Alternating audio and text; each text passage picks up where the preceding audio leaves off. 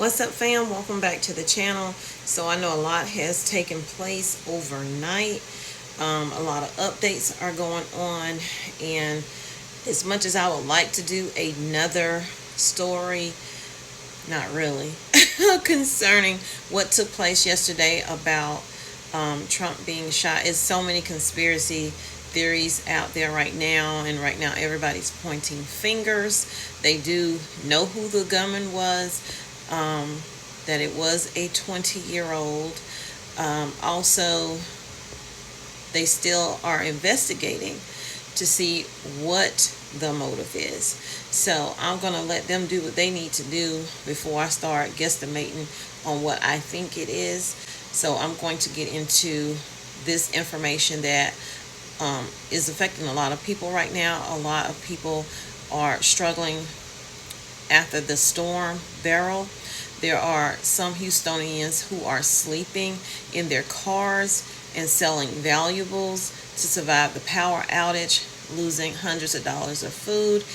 More than 800,000 customers remained without power on Friday afternoon, more than 4 days after Hurricane Beryl made landfall in Texas. People are frustrated with the lack of electricity, and they're taking that frustration out on Twitter and other social media concerning CenterPoint Energy, which is the electric company that provides their power.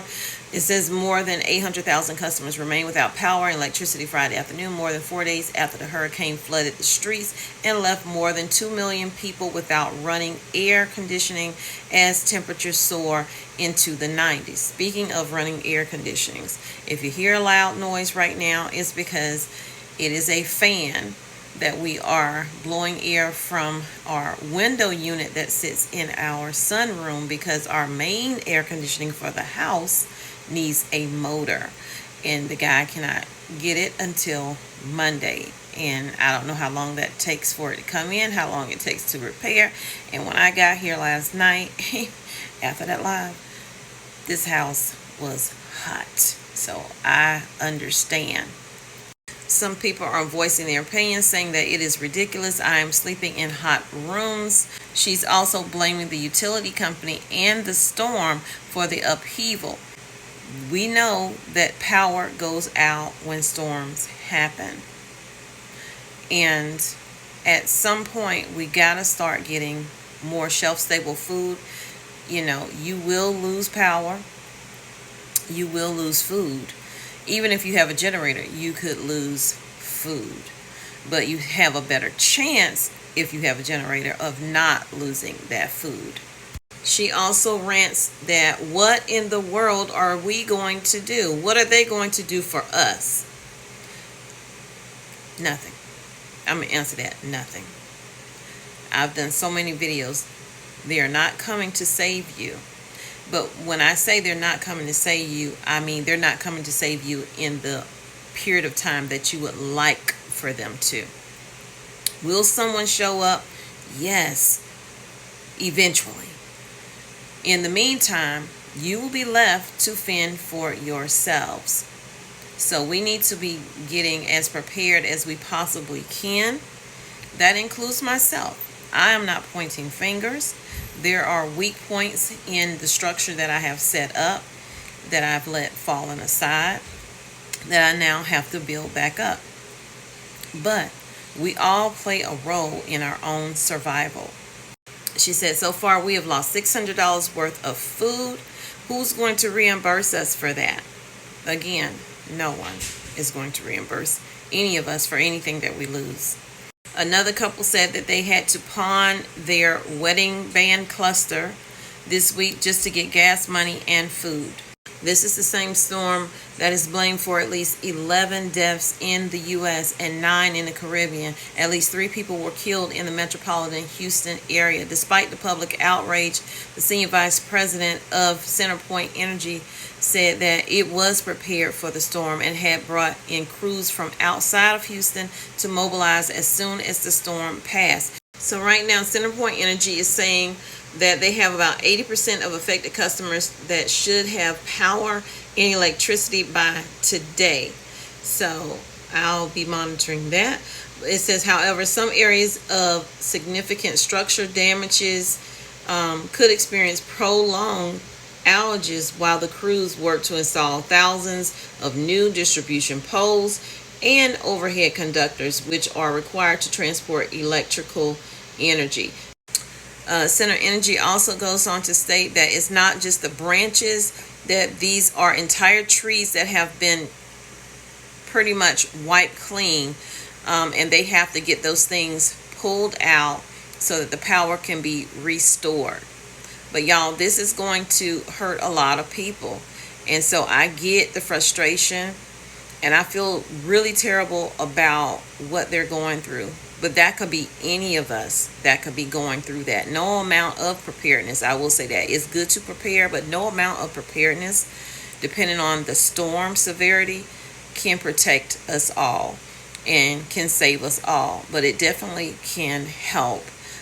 So another Houstonian said that it will be a week come Monday, tomorrow, that they've been without power. She says it's horrible because we don't have anything. We need food. We need water. It was about 85 degrees outside at the time, but she spent most of her morning indoors where the temperatures were hotter because she lives in, well, it doesn't matter. You can live in a regular home or you can live in a mobile home, but even in a mobile home, it could be even hotter. They don't have water. They don't have food. They don't have power. And they want help. People are also concerned that they're without power for this amount of time and their power bills will be due at the end of the month. Are they going to get some type of credit or discount for the time that they went without power? And that's a good question to ask. There were shots fired at crews that were working to restore power. For those people who were about to get power, now are not getting power because the crew had to be evacuated. So when that happened, the supervisor then directed those crew members who were about to restore power to that particular area to a whole different area. So that person was arrested on Wednesday. Reports came in that there was a gentleman who, I shouldn't even say gentleman, there was a man who was threatening to assault these workers. And so they managed to find that person and they did arrest him. Because of the heat, the hospitals are overwhelmed and there are longer lines for food than ever. The dangerously hot temperatures this week have led to an increase in heat-related emergency calls and visits, with some hospitals relying on generators. The storm also aggravated the health conditions of Vasquez, the man who sold his engagement ring. He lives with a pacemaker and has respiratory concerns. So that's another thing that they have to look out for. People with health conditions and not being able to be in such hot temperatures like that. It will inflame your asthma, etc. There were long lines for people who were waiting to get food, waiting to get ice, waiting to get water. The hot meals were provided by Tyson Foods, which planned to offer 5,000 plates per day over the next few days. But after that, who knows what is going to happen to help these people who are without power. So apparently you have to be actually in your car to receive these meals. One guy, Cleveland Jackson, who uses a wheelchair, said he was declined food because he wasn't sitting in a vehicle when he requested a plate. They wouldn't let me walk up and get any food. It made me feel unwanted, like I didn't mean anything. A couple of other people said they experienced the exact same thing. So, not everyone has transportation. There are homeless people who don't have a vehicle. So how are they supposed to eat? I mean, if you're there to feed people, why not just give them the plate? What is it going to hurt? So, a spokesperson for Tyson Foods, Kate Powell, said she initially thought that the man, Jackson, received the plate, but later realized he hadn't and offered him one then. So, I get you're trying to make sure no one's taking extra plates because you need to feed people. But something's weird about that. So I'm about to end this video, but it's also saying that a lot of people were trying to find hotel rooms, but the price of hotel rooms had jumped up in price. No telling when some of the power will be back on to some people, but like I said earlier, maybe 80% will have some power by the end of today. So let me know what you think down below, and I'll see you guys in the next video. Please hit that like button, share the video out, and definitely subscribe to the channel if you have not.